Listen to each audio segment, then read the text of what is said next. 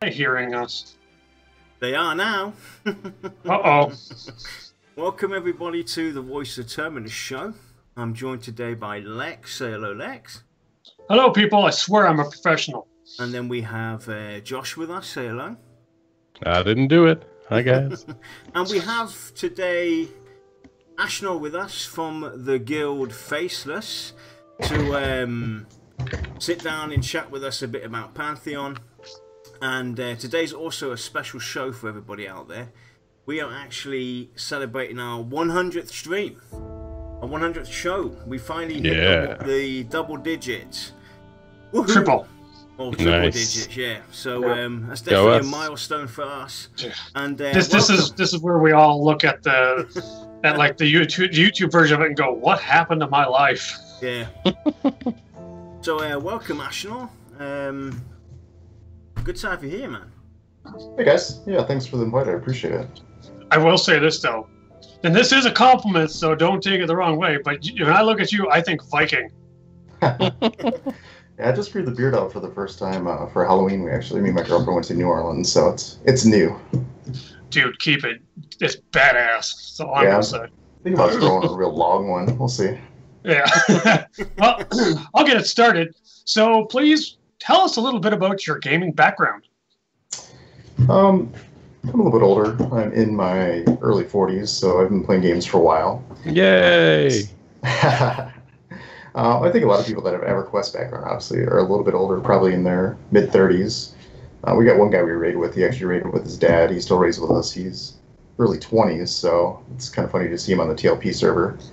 But I started, I don't know if you'd call it first online game, but Dark Sun Online was prior to Ultima Online, so I didn't really play Meridian 59 or any of those because I was kind of paid by the hour at that point, and I couldn't quite afford that back in the day. So Ultima Online was really the first big one. I was in early beta there, and I was on a Lanicon launch, and I was in a guild called Covetous Crew. We were pretty notorious back then, so that was really my first kind of run-in with MMOs and what it was, and first time probably ever staying up all night playing a game. So I was kind of definitely hooked at that point. From there, I got an early invitation to EQ Beta, so I ended up doing a phone interview with John Smedley, and I was actually in basically pre-beta even. So I was one of about 50 accounts into EverQuest originally. So yeah, just luck of the draw, got in early. They used to mail me out the disc with the Sharpie EQ on it, every month or so. So I met a lot of people, obviously early on then. From there, I went, I raided from the start. I was on Terramar in the start in a guild called Light and Dark, and we kind of dominated the server for a long time. And most of when I think about Pantheon, everyone, kind of feels a different game. For some people, it might be Vanguard, it might be EQ, might be EQOA, whatever it is. For me, it's definitely the EverQuest feeling because that was the first real hook into this type of game for me. So, Oh yeah, absolutely. Yeah. So go ahead. I was just gonna say, from there, I raided early on in WoW. I was in WoW beta. We formed Team Ice, which is part of Triton and Light and Dark. They ended up going Horde. I went Alliance instead. So I raided on Ticonderos. I was in a top 5 world guild there called Exiled. So, for vanilla and BWL, we had quite a few top 5 kills. And I still play WoW. I go back just for the expansions now. It just doesn't have the holding power for me. But I'll still, when a new expansion comes out, I'll still level up. I'll raid a little bit. But it's just something about, you don't know anybody. It's just all instant stuff, So. Yeah. I think, again, that's why a lot of us are here, for Pantheon. We're really looking for that grouping aspect. So, I play pretty much every MMO out there. I currently still raid on Agnar, the TLP server. I'm part of Faceless there, so we still actively raid there daily. And then, obviously waiting for Pantheon. Nice. Cool. So what sparked your interest for Pantheon? As soon as I saw the Kickstarter and I heard it talked about, instantly I was interested. For me, I consider it the true EverQuest 2. I don't consider EverQuest 2 EverQuest 2, like most people. It's after my own heart. It's a totally different game. I don't even really consider it an EverQuest franchise. It is what it is. Not saying it's a bad game if you like it, but it's not EverQuest. I think any diehard person that played EverQuest at the time was vastly turned off by what came out in EverQuest 2. So, yeah. So as soon as the first thoughts of this, and knowing Brad and what he does, I always thought it'd be closer to EQ than it would be Vanguard, with some aspects of Vanguard. And I pretty much, on the VIP Discord, it's pretty simple. I just want an updated EQ, give me a new graphics interface, and give me EverQuest mechanics, and I'm happy. So we can do some modern stuff, but everybody wants what they want. But that's I'd love to see something closer to that. Mm. So, what is the most exciting thing for you in Pantheon currently? I mean, there's plenty of exciting things, but due to NDA, we can't share those yet. So, just from what I've seen, what I can talk about, looking outside in, it's returning back to the grouping aspect of the game. Your reputation is going to mean something, hopefully, in this game. Wow, if you don't have to talk to other people you do an instance with, you'll never see them again, likely. You don't have to talk to your guild members for the most part. So, EverQuest back in the day, if you were a DB, if you were a kill stealer, if you caused issues on the server, there was repercussions that followed that. And you're leveling up, you're kill stealing people at the chessboard with your wizard. All of a sudden you get to 50, people remember that. It's a small, tight-knit community. I think that you're going to see a lot of that here again. So that's the biggest thing that I'm looking for is let's get back to grouping, get back to knowing people, slow the game down a little bit so you actually have conversations, and get to know people. Some of my best friends that I still talk to daily and play games with, I met in EverQuest. And I can't say that a lot with games like World of Warcraft and stuff like that because I just didn't make those same bonds of leveling up and things like that. Yeah. What class and race are you likely to pick and why? I tend to lean towards DPS and, doing the best I can at that. Right now it's Rogue, Dark Mire. Do we have a correct pronunciation on that yet? Or not really? I'm gonna go with I think Jaren would be the authority on that one. Yeah. not real sure. I'd go with Dark Mire. Okay. So, I mean, that's definitely leading. Obviously, we haven't seen much on the Ranger yet. I'm pretty fond of Rangers also. I really like that EverQuest style Ranger where you had the option to melee versus just ranged, pet type class, something like that. So, really excited if it's kind of an homage to EQ where you actually can melee and it means something and you're not just stuck with bow. So, right now, Rogue's definitely winning out. I typically rate at a high end with Rogues, but I'm back on the TLP playing Ranger again right now on Agnar, and I'm having a lot of fun with it, so that's definitely making me curious to see how Ranger is once it's implemented and they talk about it. Nice. I agree. So, from what we know from the lore on the website, what is your least favourite race and class? Why? It's always gnomes, man. Like, who likes gnomes? Hey, they're good when you need to power up your flashlight. That's true. Yeah, just gnomes have always been. I've just never been a fan of them. What about the class? For me, I'd probably say my least favorite, and not a slight against it, probably Enchanter, just because it's not my playstyle. Obviously, I respect everything they do. I love that Pantheon has Enchanters. I love that style of gameplay, and that hopefully we have these classes that are buffing, mezzing stuff, and charm stuff. Do all the things that we know from EQ Enchanters. I mean, I absolutely love that. It's just not my play style. So I would say, for me, that'd probably be my least favorite. Okay. So if you had to pick one of the two that you had to play, which one would it be and why? Enchanter all day. Can't ever be a gnome. Just say no to gnomes. I can't play a tiny gnome. No, can't be a gnome later. So, with all the mechanics, or at least that of what we know of so far, what are the mechanics you're most looking forward to in Pantheon? From what we've seen on the dungeon streams and different things, the mechanic that I really enjoy is seeing the monk in action again. Something where we're not rushing dungeons, where you're just blowing cooldowns, hitting 5 keys at a time, and you don't even know what you killed. Like you pull 10 things at once, even as you're a noob, and you just blow everything up. You don't even know what it was. So, it matters targeting the healer first, different things like that, what you're CCing.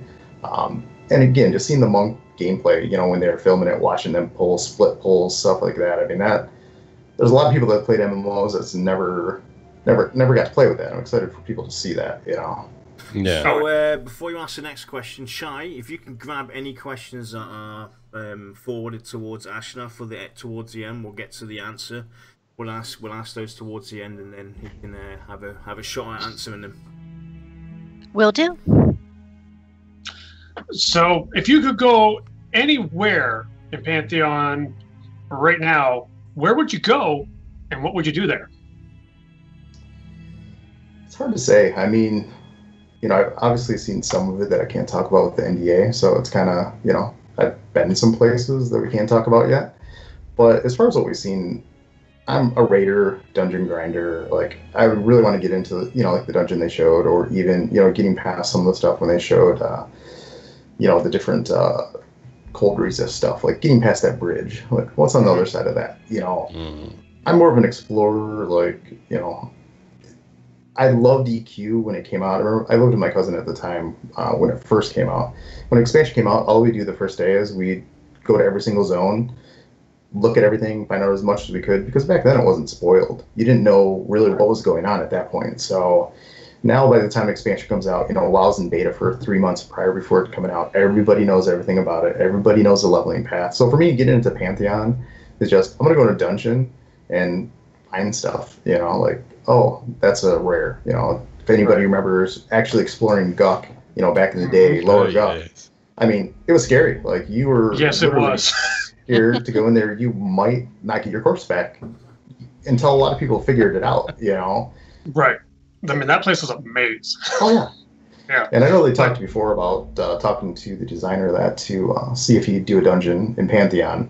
And I haven't really seen anything else on that. I don't know if they've ever got anywhere, but that would be awesome, because in all games, to me, Lower Guck is like one of the most iconic dungeons. Like, there is. Absolutely. So, absolutely. Yeah. It's just kind of funny because I can see you adopting the phrase, I must go and explore, find new interesting people, and then kill them. Yes, absolutely. To be conquered. Yep. Oh, yeah. So tell us about one of your most standout or funniest moments in your previous MMO experience. I think probably one of my funniest moments, and it was just odd. When I played Ultima, I mean, we were a pretty notorious PK guild, so, you know, younger, kind of lawless, would look for things to exploit in the game. Well, I would just run around the game, and one day this guy befriended me, and I mean, he became one of my really close friends. We'd meet, we'd play every day, he'd follow me around. I'd go out, I'd steal boats, I'd break in people's houses, I'd find all this stuff. Well, after about 2 months of playing, I come to find out it was one of the lead developers for Ultima. And he had just been following me around to see, you know, what I was doing and what I was breaking and all this stuff, and they were fixing things based on what I was doing. But in the meantime, we actually became friends also, and, you know, he followed me to EverQuest, and he played on my server, and, you know, we stayed in touch for a long time, and he worked on quite a few other games. I mean, he's pretty big in the industry, but it was pretty funny. Just a random guy befriended, and he just wanted to kind of roll with me, you know, and we became buddies, and unbeknownst, you know, there probably him or a couple other people who were watching all the stuff that I was doing, like, okay, yeah, he broke that, he broke this, you know. So, but he would do things like, I remember, you know, people are exploiting PK, he'd turn me into like a dire chicken and give me, you know, like a necklace of lightning, things like that, and I would go in and just wipe them out for them. So, I mean, it was a two-way street. He definitely let me test some stuff, so it was funny, but yeah, I didn't know that I had a GM follow me around, and like I said, he became one of my really good friends. So that's awesome. Yeah, and outside of that, the other probably funniest thing is one of my closest friends, Toucan, and I'm going to get him into Pantheon for sure. Around the time WoW came out, I offered to purchase WoW for him, and we had played EverQuest since the early days. And I said, here's the thing, I'll buy it for you, but I get to pick your class. So for $50, I had a puppet priest for 10 plus years, and yeah, he never lets me live that down. It's the best $50 I ever spent. I mean, I had a healer every single group I ever did because, you know, 10 years prior, I bought the guy's game. So yeah. Oh yeah, $50, you got 10 years of pocket heals. Yeah. So that offer against the Pantheon also. I need to do that. I need to do that with Pantheon. Well, a lot of them are free account to give away, so you know, you can give your free account away for healer. That's true. Alright, so you heard it first, guys. Lexa will buy a copy of the game for anybody interested on the condition that you be his pocket character of choice. So if anybody's interested, search for Contact me at Yarnilla at Pantheon-VoT.com. Feel free to be personal. If you could pick 3 things to be implemented into Pantheon, what would that be and why? I mean, as far as 3 things, what I really want to see is just, the first thing was seeing the monk. I mean, that's the biggest thing that I wanted, was getting back to pulling, camp-based camps. I would like to see, I really like EQ's static spawns being that, sometimes you set up a camp and you're EXPing and the name spawns every 22 minutes and has 2 loot tables and, maybe that flowing black silk sash you're there for 6 hours. But it meant something when you got it. So I would really like to see static mobs in some places that are on spawn timers where, there's different loot tables you can set up and farm. You're just not blowing through stuff and it's random legendaries dropping off, stuff like that. So I'd like to get back to the camp-based game. Other than that, I love items, cookie items, I miss J-Boots. I miss, having to spam, Shrunken Goblin Earring, because, CT debuffed you or something. Really does nothing long-term, but it's a really cool item and used right, there's uses for it, but they're just little toys, so. Yeah, just to interrupt you over there. I mean, there's certain items that people will still use maybe 20 levels later that are still useful, even though they might be outpowered level-wise. They've got an important buff that helps them. Absolutely. Yeah, that stuff's used all the time, especially if you see it in EverQuest, on the TLP servers. There's a lot of stuff that new recruits go out and get just to make sure they have enough clickies just to, for raiding it's needed. So, yeah. Other than that, I really I like loot. You know what I mean? I like it to mean something when you get something. Yeah, I don't like just being handed stuff because you did a quest. I like to go out and get it, and it actually means something. Yeah. And sometimes when you get it, there's a story behind it, and you remember it. So I can remember doing the first epic I ever did. So that tied right into hopefully epics.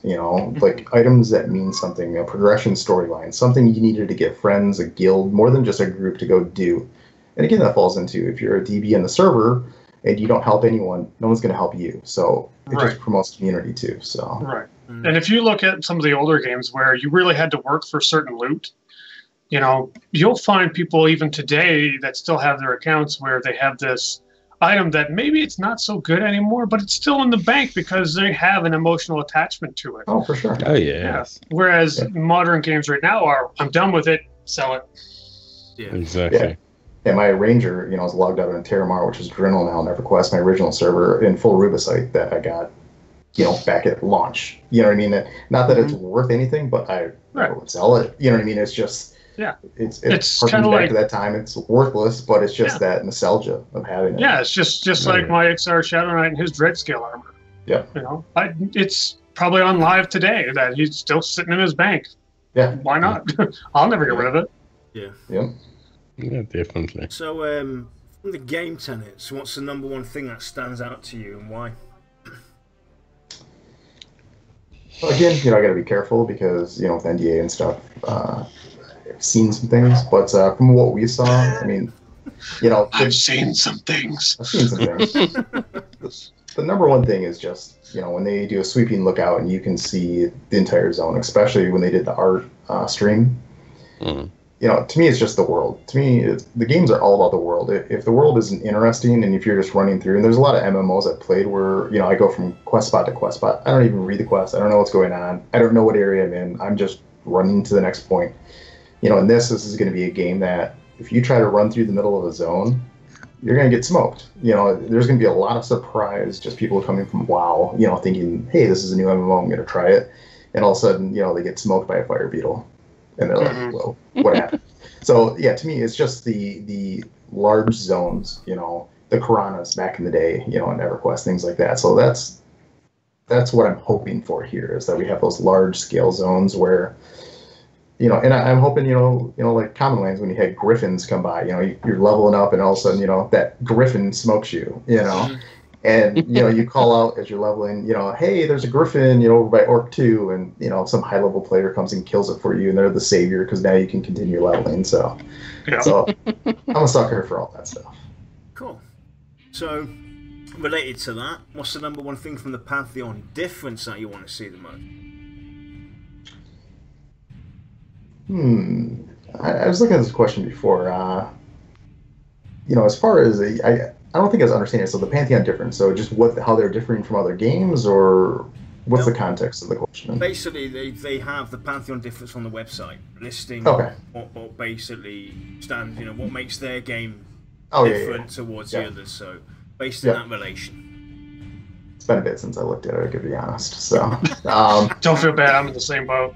Yeah, I was gonna say I've been a pretty active member of Discord and stuff like that, but yeah, I haven't really perused through their website in a while.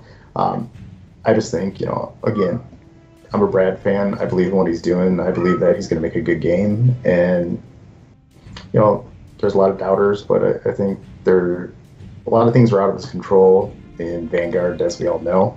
So, yeah, no doubt that this game and what they're saying they're going to do, they're going to do. From what I can say and what I've seen, it looks like they're backing up their promises so far. Yeah. So, if you could spend the day with a single person from VR, who would it be and why? It'd be Brad. I actually met Brad in '99 at E3. The same GM that I was talking about earlier in UO, he was actually deving a game, and I went out there and I was doing some testing, so I got to go to E3 in '99. 99 or 2000 was one of the two, and I was a Brad fanboy. Obviously it's hardcore EQ. I played it since early beta.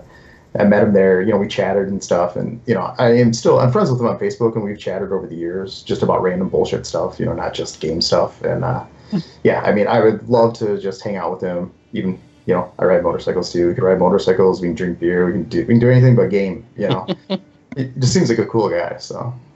Oh, yeah. So, when it comes to MMOs, are you main for game, or are you an altaholic? I'm typically first and foremost a raider, so I rush to max level. I get the gear that I need to be able to raid, so, obviously it normally takes dungeon grinding, different things, trade skills, depending on what game it is. So once all that's out of the way, and we're raiding, and we'll get into, kind of how type of guilds that I'm in and stuff, but typically after the initial push is over, we have more downtimes than what most guilds have. So then I'm definitely an alt whore at that point, where I'll start leveling anything the guild needs. So, if we need a wizard for certain content as a box or something else, I'm more than willing. And yeah, I love tons of different characters. I like playing everything. But at the start, it's 100% focus on whatever the main is, so we can get the job done. Cool. So what is your guild preference? Definitely hardcore. To me, gaming, it's fun, but it's also my hobby. And there's a lot of misconceptions about hardcore guilds where most people think that, hey, the hardcore people are no life, poop sock, everything else. And I'm not saying that for a period of especially, new content rush that doesn't happen. But really, I'm not kidding you when I say this. When hardcore guilds have stuff on farm and down, we raid much less than your average guild. We have more free time. We're working with typically the best people at all the classes, so stuff is done so much faster than other people can get it done. So it's an initial upfront investment. But after that, our time played, the speed of stuff that we get done is way less than what a lot of kind of mid-range guilds flounder around, 4 or 5 days a week, where they talk about all the hardcore guilds. The only reason, because they poop sack play all day. It's like, don't get me wrong. EverQuest, even on TLP servers, we'll play 20 hours a day for the first 2 or 3 days. After that, it drastically drops off. Right now, we kill every open world target on Agnar. I'd say we kill probably 98% of every open world kill. And on average, I raid an hour a day. Some days I raid 2 or 3 hours.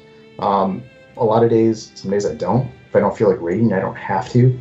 We don't hold anybody to a standard that, you have to be at every raid. So there's a lot of misconceptions on what exactly a hardcore guild is. Yeah. I like being in a guild that you're surrounded by great people that want to make themselves better. I enjoy DPS races. I enjoy parses. I enjoy data that makes players better.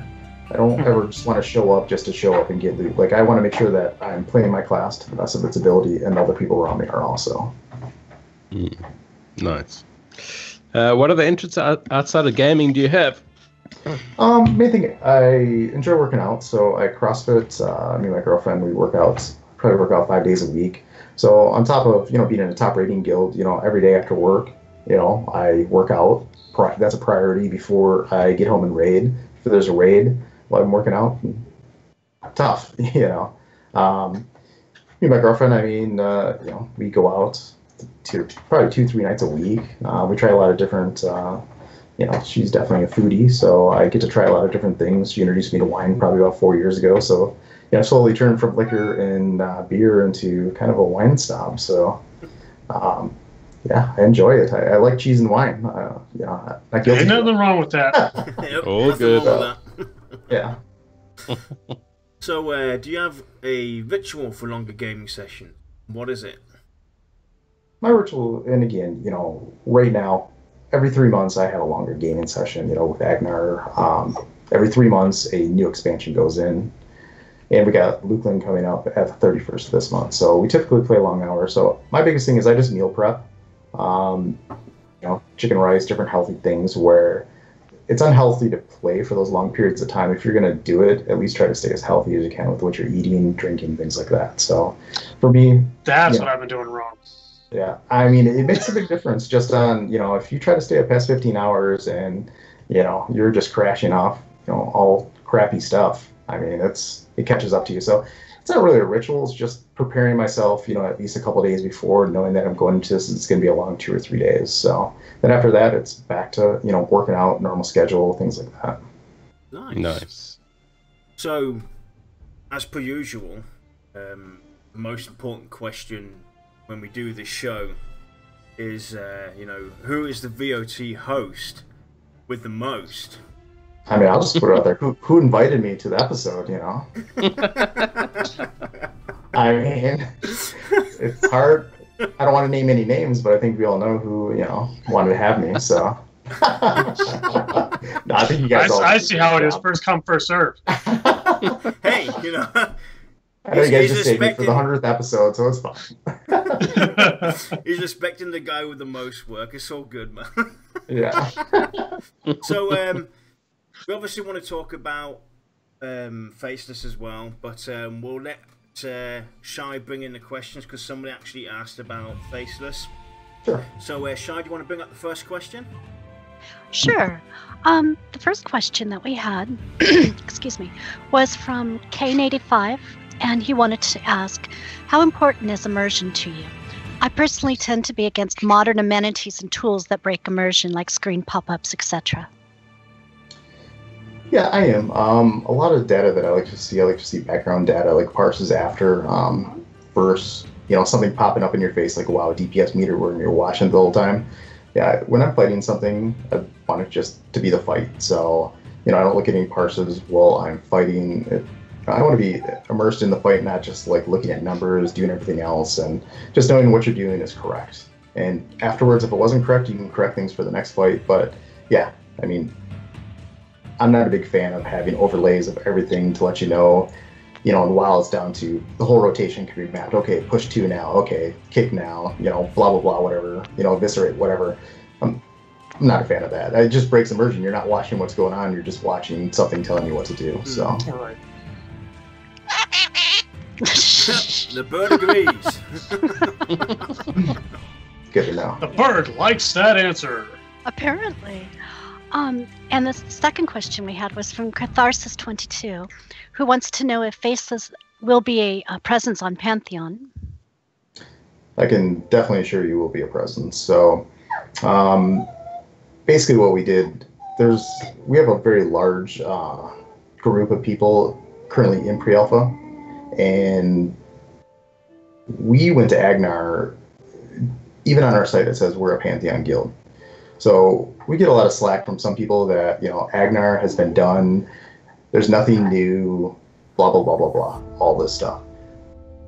the bottom line is you got to put boots to the ground to be able to do it. We have active raiders that are willing to play 20 hours a day to beat content.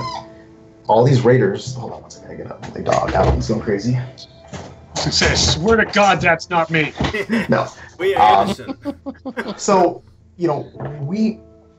I heard that all the time, that, it's this game that's 20 years old, it doesn't matter, blah, blah, blah. Well, first of all, there's a lot of strats with how the TPs have changed that we actually write and originate the strats that are then used by other guilds. So there's many, many changes. If you haven't been on EverQuest and seen how raid bosses work, there's changes to health. It's not your old EverQuest. It's not a new game, but it's challenging. And the whole thing is, if people want to show up and challenge us, please do. We love challenges. That core that is hardcore that's currently raiding there, we beat every world record that's been out for EverQuest now in killing bosses up to now. We own the world record for fastest kill and everything. That group of people are the same people that are going to Pantheon.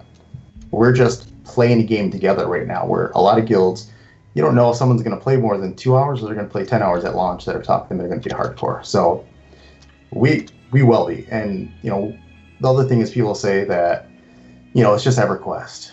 You're too old. You can't press more than 2 buttons per minute. I hear this too. And the funny thing is the same thing. I was a top in WoW World Raider. We have people from Fires of Heaven, Triton, Afterlife. These are the members that are in, it's an all-star EverQuest guild that we have now.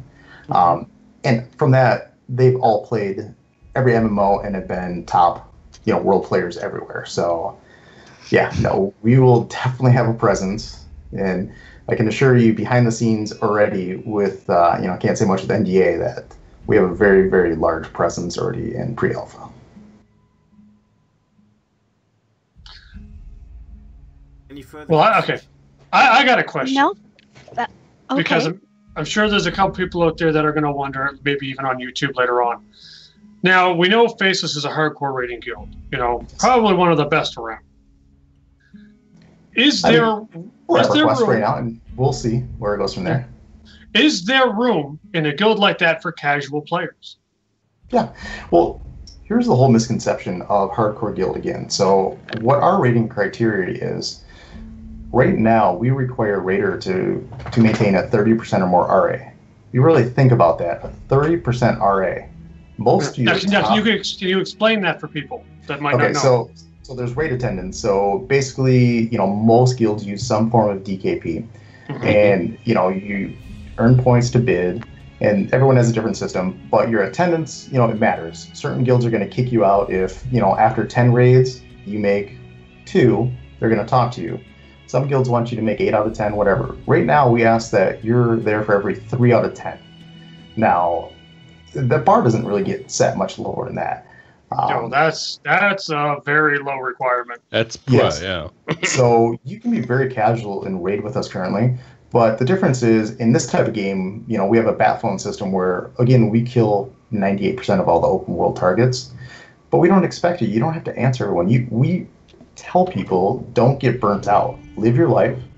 Your life is first. We have enough people, in the game that you don't have to show up for everyone. Don't put something in jeopardy. So that's why, we have it set at 30% right now. Honestly, if you're a 40% plus raider, you're doing fine. You're getting all the loot you want. You're seeing plenty of content. You're showing up.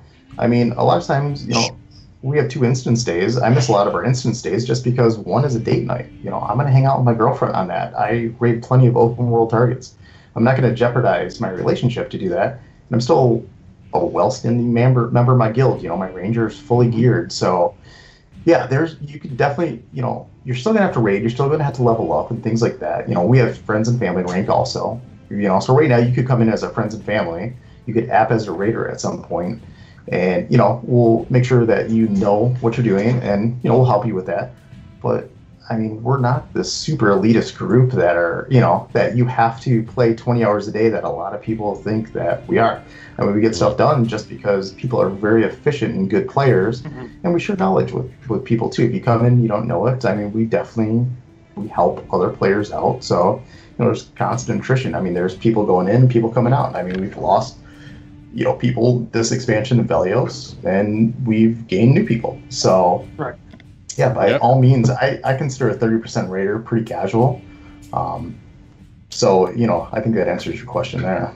Yeah. Oh, absolutely. There's a lot of casual players who will generally, when looking for a home, they'll not even consider a lot of these hardcore guilds simply because they feel like this isn't where I can fit in. Yeah. But most of them don't realize that there is room. For sure. Yeah, definitely. Like I said, like you could make 40% of raids. A lot of people can. And trust me, you're not a no-lifer. You're not living in your mom's basement. Like you can be a grown-up, have a job, and still raid and play in a hardcore guild. Like I said, I work out 5 days a week. I have a girlfriend. We do stuff plenty. And I still manage to raid and play at a high level. And, it's really going to depend on Pantheon if it's all scheduled, if we're going to have a lot of open mob raiding, or nobody really knows at this point. But, I don't really see it changing much. So, yeah. So, does your better half play as well? No, she does not. So unfortunately, no. So, I wouldn't say anti, but she does not. I never had as lucky as some of the people. Yeah, is there room in the guild? I mean, do you have couples playing together in the guild? In your I don't know if we currently do. I know in the past we have, but yeah, I mean, there's nothing against that. I mean, I think it's great. If I had a girlfriend or somebody that played, I think it's just another form of entertainment. So many people get down on video games and stuff. I mean, video games are at least finally getting more mainstream. But when EverQuest was out, I mean, it was the nerd. It wasn't that you're ashamed, but you didn't really shunned talk from society. Yeah, But what's the difference of playing a game for a couple hours versus sitting on the couch and watching Netflix for 2 hours? I mean, at the end of the day, it's still entertainment. Yeah. I had a conversation as far as some other day. They're super into music. They go to a couple concerts a week almost. And I'm like, really, it's a hobby. That's what you like, and that's cool. It's not that much different than what I do, though. You like music, I like games. We're still, both doing our own thing. It's, to me, it's all one and the same, no matter what type of entertainment you do, outside of work. Yeah, different strokes, 100%. different folks. Yeah, exactly. Whatever you enjoy. Definitely. So, what would your final words be for VR? I said, first, thanks for having me on. I definitely appreciate it. I can be a pretty vocal person at time in the Discord, so I definitely had some disagreements with people. I think overall I'm a pretty nice guy for people that know me. I definitely will go out my way to help anybody. The biggest thing is that I just really wanted to, bring a little light to Faceless and what it is, because again, a lot of people don't know, and a lot of people, like you said, are turned off from a hardcore guild just because they think, they've heard everybody make the joke, you poop sock. You got to play 24 hours a day. It's not that. So, yeah, don't be afraid to, try to join any guild, if your playtime fits with them. Biggest thing, I think, is just making friends. And I think that's what Pantheon's going to be. It's going to be about, as you level up, you're going to meet people. And these people that you meet, more than likely, if they keep playing the game, you're going to have outside of game relations. You're going to be friends with them in games to come, because that's how EverQuest was. So get out there, meet different people.